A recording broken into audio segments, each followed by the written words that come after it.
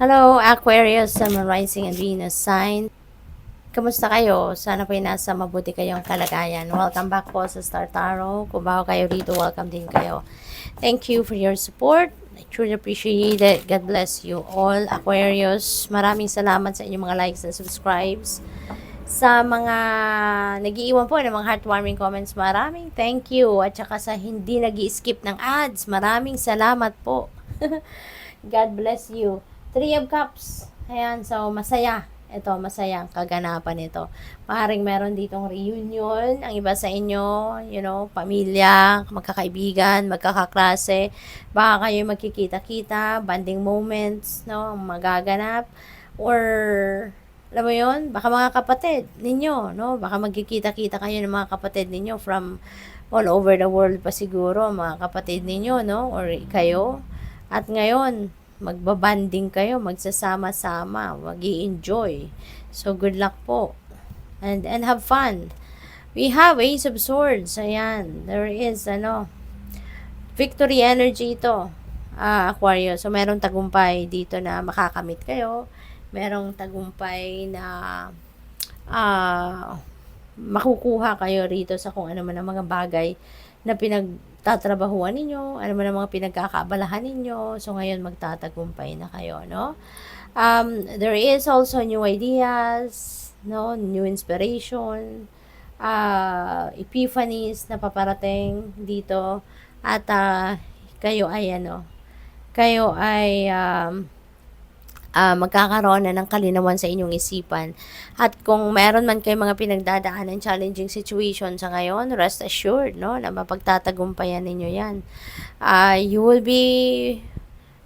be sent epiphanies and new ideas, inspiration, at yun ang makakatulong sa'yo para makalabas ka sa sitwasyon na to. No? Yun ang magiging susi, kumbaga, para mapagtagumpayan ninyo ang sitwasyon. Nine of Cups, wow, napakasaya. This is a time for happiness. This is a time for falling in love. This is a time of abundance, no? Financial abundance, material abundance, wish fulfillment din ito. Kaya masayang masaya kayo ngayon kasi matutupad na, may katuparan na ang inyong mga minimithi, no? Yung mga wishes ninyo is coming true na. What else? We have Two of Pentacles. Ayan. So, juggling. Juggling many things kayo. So, siguro, ang dami-dami ninyong ginagawa. Ang dami-dami ninyong, dami-dami ninyong, tawag dito, pinagkakaabalahan, no? Maybe you are multitasking. Ayan. So, kailangan din ng balanse, no? Reminder din yan para sa inyo, Aquarius, na kahit marami kayong ginagawa, kailangan pa rin na mag-ano kayo, balansehin nyo pa rin ang buhay, okay? Para hindi kayo magkakasakit, hindi kayo, wala kayong maniniglect, no? Na kahit anumang parte ng buhay ninyo. Kasi importanteng lahat na pagtutuunan ng pansin para walang naiiwan, hindi nagkakaproblema, no? What else? We have Ace of Wands. Napakaganda nito. Meron tayong dalawang aces, Aquarius. Kapag meron dalawang ace, no, sa isang reading, magandang indication ito kasi ibig sabihin niya na there's going to be an exciting event, no, na mangyayari. There are wonderful things happening sa buhay ninyo, no? There could be like serendipity happening, no? Kaya napakaswerte ninyo.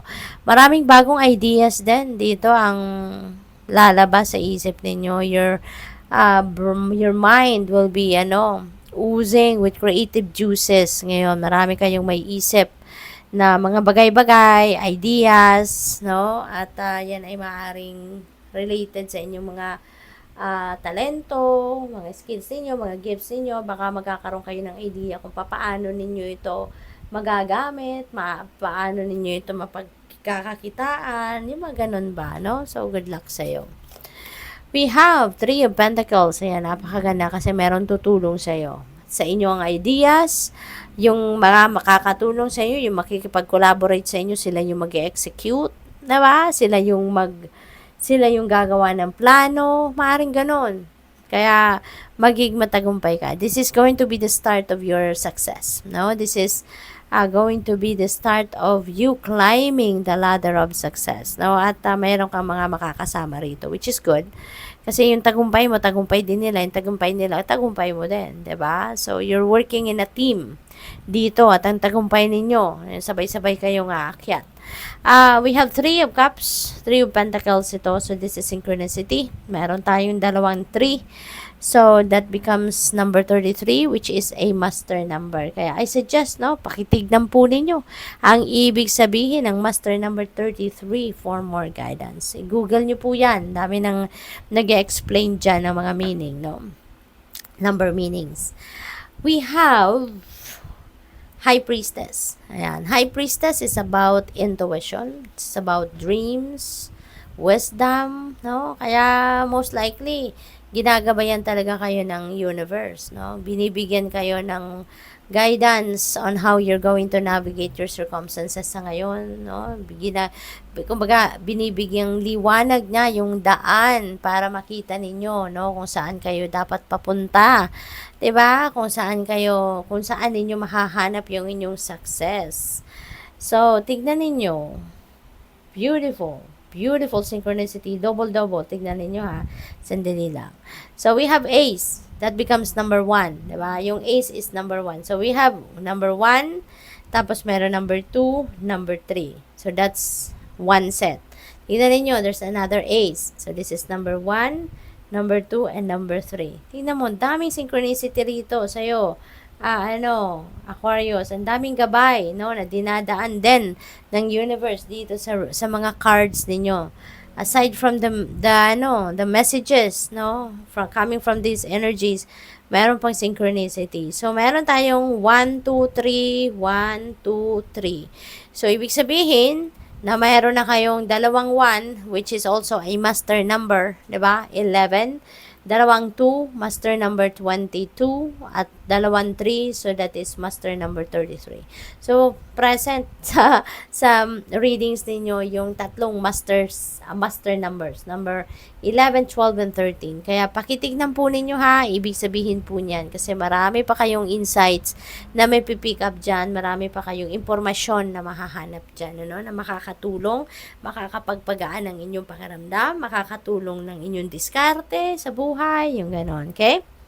What else? We have strength. Ayan.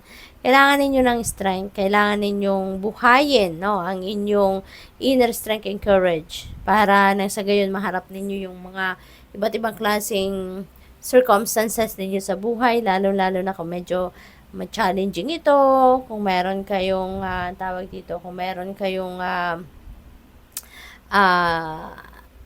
parang tensionadong sitwasyon, yung ganon. So, buhayin ninyo yung inner strength para na sa gayon malagpasan ninyo ito, no?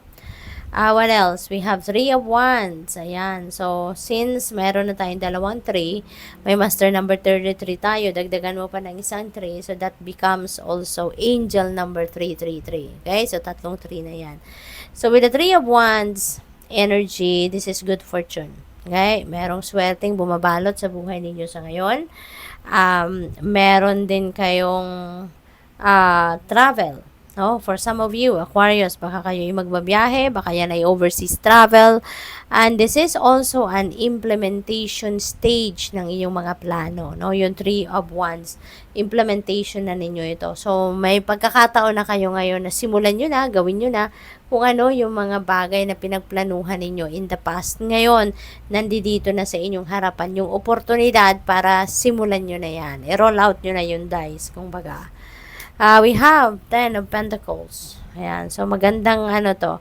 Napakaganda. Kasi this is also about prosperity and abundance. No? This is you having that, established na source, no, ng inyong income. Baka yung financial future niyo na secured na dito. Kumbaga, meron na kayong ipon, meron na kayong financial stability, yung gano'n, no? So, good luck. Thank you for watching. Love and light. Namaste.